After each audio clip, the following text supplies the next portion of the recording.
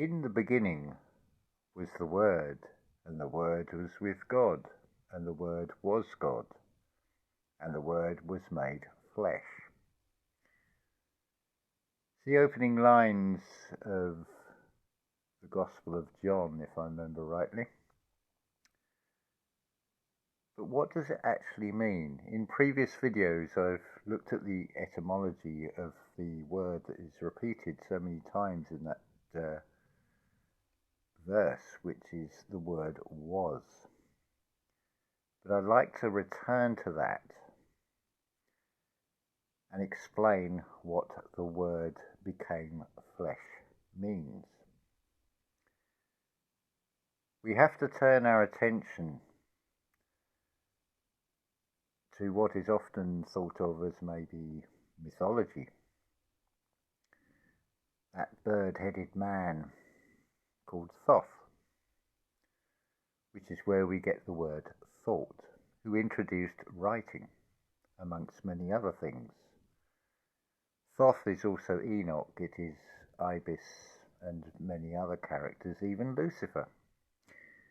I would refer you to Kuremio Ahau's channel, who's covered all about Thoth and the different connections. It's the same character, but with different names. So there is a clue in that it is all to do with thought. Another biblical quote and saying often used is "know thyself." To what level would you consider that you would need to know yourself to discover that the Word became flesh? I think it can be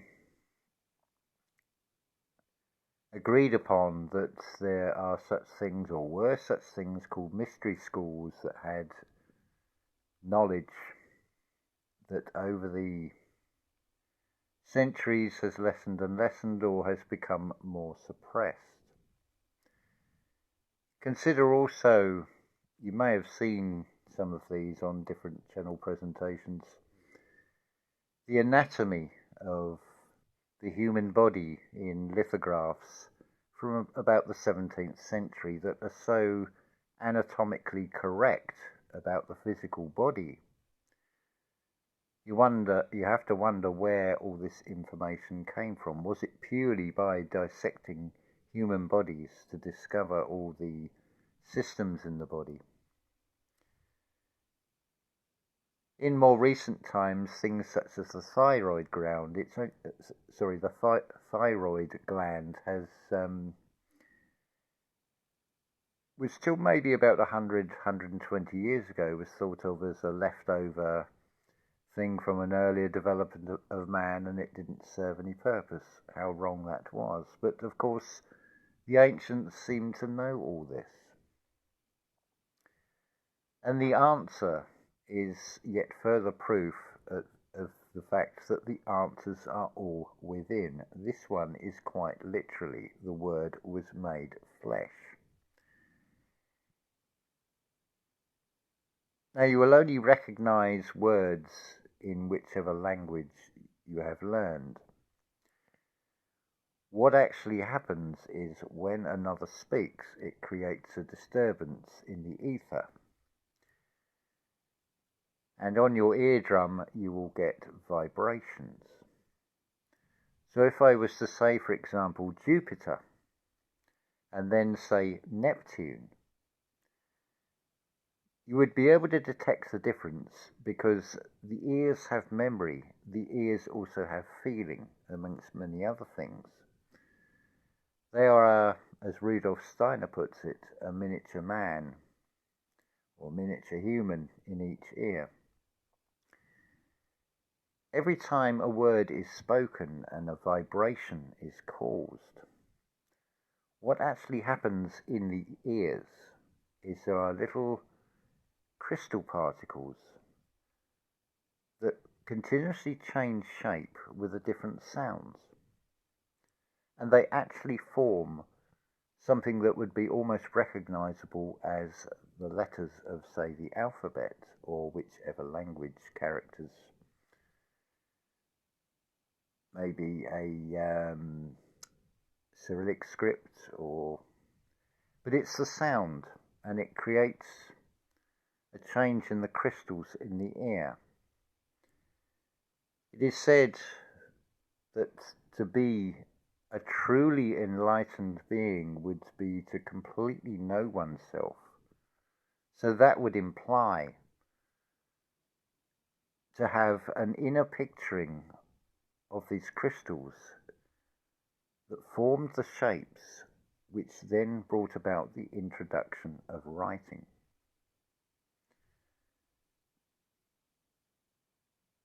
Why has Thoth got a bird head? It is not a literal depiction of a being that had a human body and a bird's head. Rather, the bird symbolizes spirit and the connection to the air. That is why Thoth is so depicted. It's also referenced in South America as the plumed serpent. It is again a reference to the air and to spirit. If we turn to Thoth in his name Enoch, we can go back to the Bible, and I think it was 365, after 365 years, he walked with God and was taken and deified. And I would suggest that that spirit has come back many times to guide humanity. Even probably today, perhaps another YouTube channel, one of the presenters may well be a reincarnation of Thoth. I'm not going to point fingers and say it's this person or it's that person. But if you can perceive at an energetic level, I think you'll find it would become quite clear to you. It will be a picturing in the mind, in the same way that this Thoth could picture the crystalline shapes from the sounds and the vibrations which form the origin of writing systems.